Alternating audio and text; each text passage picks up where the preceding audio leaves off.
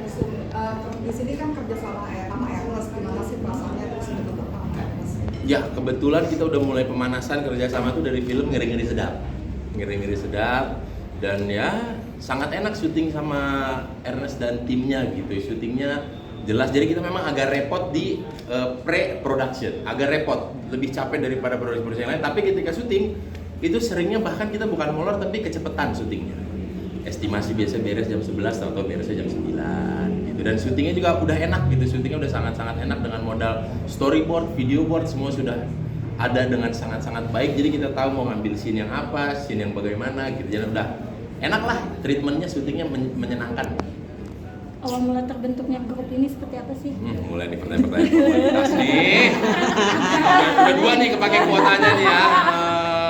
Gimana? Awal terbentuknya agak lain itu dari masa pandemi. Oki dengan BN itu kayak kita ngapain ya pandemi ya gitu, kok nggak ngapa-ngapain gitu. Udah gitu ya, habis itu anak-anak kita bikin podcast aja deh. Kebetulan podcast ke daerah kayaknya waktu itu boleh deh kita coba gitu, dan ternyata responnya sangat baik. Kita di Spotify, di chart itu kita naik terus, makin minggu kita naik terus sampai pada akhirnya di kontrak eksklusif sama si platform audio itu, si Spotify itu. Jadi kayak kayaknya oke juga nih, terus bikin YouTube, ada juga yang mau invest di kita ya. Sampai sekarang ya mungkin banyak yang terhibur juga gitu dengan kehadiran si podcast agak lain gitu. Yang ngebedainnya apa sih? Komedinya yang ngebedainnya apa? Bukan komedinya, lebih ke gimana ya, dia dengerin yang real Batak ini pada ngobrol gitu. Kadang-kadang kan kita ada Batak yang dipaksa untuk jadi kayak Batak lebay gitu, yang gak gitu karena padahal hari-harinya gak ada tuh orang Batak atau Sumatera Utara ngomong seperti itu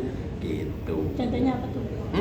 Contohnya? Ya contohnya kan banyak yang perannya di sinetron tapi ya Bataknya tuh harus yang nggak boleh gitu, harus yang Batak banget. Gimana kau? Kan nggak begitu gitu. Cuman ya pembedanya mungkin ya itulah celetukan Sumatera Utara.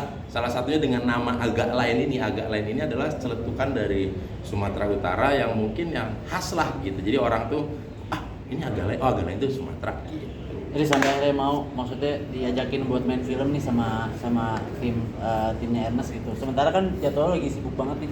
YouTube semuanya muka lu gitu. Oh, mulai masuk ya variabel baru YouTube ya. Ya. Sampai akhirnya mau gitu. Iya. Sebenarnya kan bukan kita yang mau, kita yang emang mengejebak Ernest biar mau bikinin kita film gitu. Iya. Kitanya mah udah mau banget gitu. Cuma waktu itu siapa ya gitu. Ketika Ngeri-Ngeri Sedap pun itu banyak PH yang kurang berkenan, maksudnya kayak ini film Batak banget, terlalu segmented, apa iya satu Indonesia mau nonton ini gitu. Nah, yang apalagi ini film si agak lain ini talentnya empat-empatnya main talentnya Sumatera Utara banget gitu. Apa iya? Nah, akhirnya kita cobalah kita undang Pak Ernest gitu untuk ke podcast kita. Ntar kita tembak aja langsung. Kalau langsung depan kamera kan siapa tahu ada jawaban-jawaban yang lain gitu. Mungkin Bang Boris di dalam tongkrongan nih ya, meskipun sama-sama dari Sumatera nih gitu ya kan. Ada nggak sih bercanda-bercandaan yang emang sebenarnya dalam hati tuh aduh kurang nih meskipun sering ya satu tongkrongan kayak gitu. Maksudnya gimana? Maksudnya kayak iya nggak enak sebenarnya gitu. Ya namanya juga bercandaan orang-orang, kita nggak bisa memperkirakan ya. Paling kita bisanya ya udah diiyain aja gitu. Apalagi anak-anak stand up mah ya santai lah gitu. Dipaksa untuk cepat berdamai dengan keadaan gitu. Berarti nggak usah dibawa hati nih Bang Boris? Nah? Berarti nggak usah dibawa hati ya? Ya namanya anak-anak ngobrol ya, orang-orang kalau udah kenal kayaknya kecil kemungkinan untuk sakit hati gitu. Kalau udah kenal ya, gitu. Udah mulai masuk nih ya. Ada tongkrongan Lagi. Tongkrongannya tuh seperti apa sih Apa? bahasannya? Kan suka ada tongkrongan khas cowok tuh kayak ngomongin cewek lah, ngomongin apa nih? Ngomongin Biasanya film. kalau Kalau kita ngomongin program kedepannya agak lain mau gimana gitu. Karena bagaimanapun si agak lain ini sekarang menjadi salah satu sumber penghidupan kita gitu. Sebenarnya 4 talent ini masing-masing sudah berdiri sendiri. Barulah berkumpul membentuk agak lain, bukan karena ada agak lain jadi ada 4 orang ini gitu. Makanya kita juga banyak sama anak-anak ya kita kedepannya mau ngapain lagi, salah satunya adalah kita dengan bikin film ini gitu. akhirnya tongkrongan jadi cuan. Ya tongkrongan jadi cuan dari yang Bene mau ya, kita jangan cuma nongkrong aja tapi harus melahirkan apalah gitu. Selisih pendapat gak sih apa? Bang Boris selisih pendapat. Sering dengan si ya gimana ya kalau ada kayak 4 pengacara gitu ya. Wow. Ya. Yes. Gitu gontok-gontokan banget ya. Tapi nggak sampai yang banget gitu. Cuman ya ini bagusnya begini tapi nggak setuju begini, tapi masih oke lah gontok-gontokan dalam. Itulah makanya kenapa kita yang 4 Sumatera ini cenderung yaudah deh kita kalau ada kerja ataupun meng-hire orang atau siapa yang sudah terbiasa atau pernah bekerja dan orang Sumatera Utara biar jangan terlalu cepat sakit hati dan lain-lain. Bang Boris kan ini kesibukannya hektik banget ya. YouTube jalan kan tadi. Ya. Terus akan menjalani proses syuting juga. Ya. Gitu. Nah kalau dari support sistemnya nih.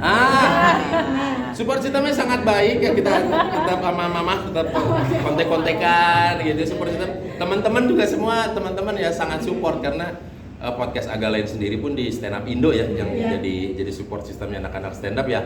Mereka juga wah keren nih. Jadi ada batu loncatan pertama podcast yang dibikinin film. Lagi motor.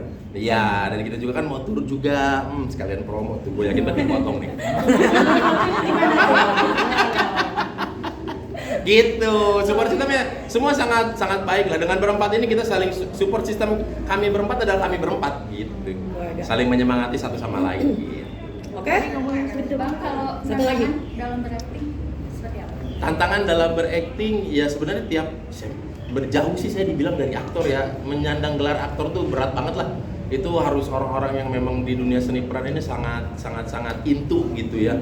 Kalau saya pengen juga sebenarnya disebut aktor, cuman aduh kayaknya masih jauh kualifikasinya gitu. Tapi ya tantangannya di film ini kebetulan sutradaranya dan juga penulisnya adalah teman kami juga yang pernah dan sering ngedengerin podcast kami juga. Jadi kayaknya dibikin karakternya kayaknya yang kami bisa dan yang kami sanggup untuk mengeksplornya.